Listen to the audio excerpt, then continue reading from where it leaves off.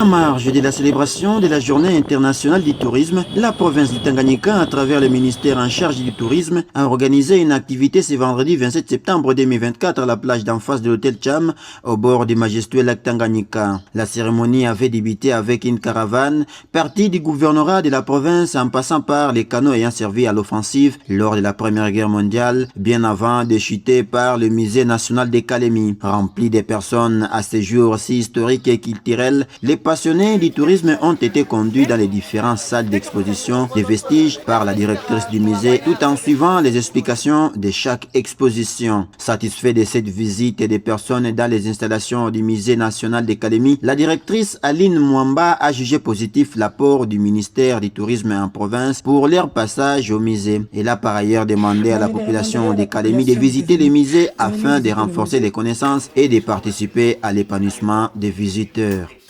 Bon, c'est une belle journée et surtout que le ministère du Tourisme a songé à ce que tous ceux qui étaient invités puissent venir visiter le musée et surtout que le musée c'est un site touristique où nous trouvons l'histoire de notre province, l'histoire de notre pays et aujourd'hui nous avons exposé même les parcs que la population ne connaissait pas.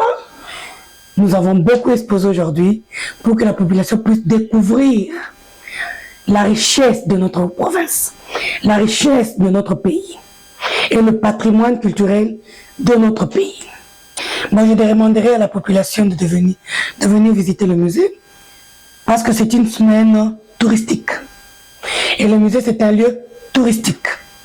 Et venir découvrir nos coutumes, notre culture et ce que nos ancêtres ont transmis en nous. Oui, je demanderai aux chefs de division des établissements d'envoyer leurs élèves au musée. Ils vont beaucoup découvrir, beaucoup d'histoires. Ils vont découvrir beaucoup de choses ici au musée. Signalons tout de même que cette journée internationale du tourisme s'est célébrée sous le thème international tourisme et paix et localement sous le slogan tourisme facteur de cohabitation pacifique entre les communautés au Tanganyika.